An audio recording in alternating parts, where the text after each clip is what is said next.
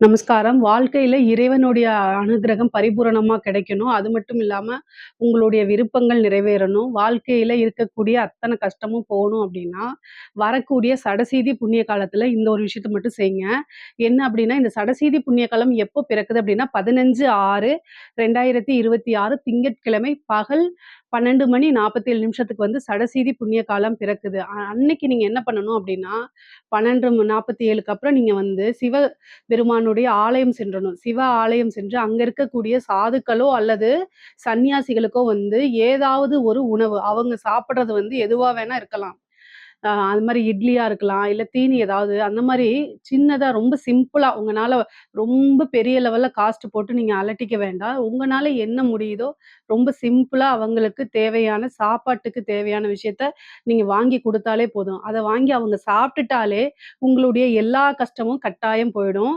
அதே மாரி அவங்க கிட்ட ஆசீர்வாதமும் வாங்கிட்டு வந்துருங்க. இத நீங்க செய்யறது வந்து என்னன்னா, வருடத்திற்கு 4 முறை மட்டும் தான் இது மாரி வரும். சடசீதி புண்ணிய காலம் இருக்கு.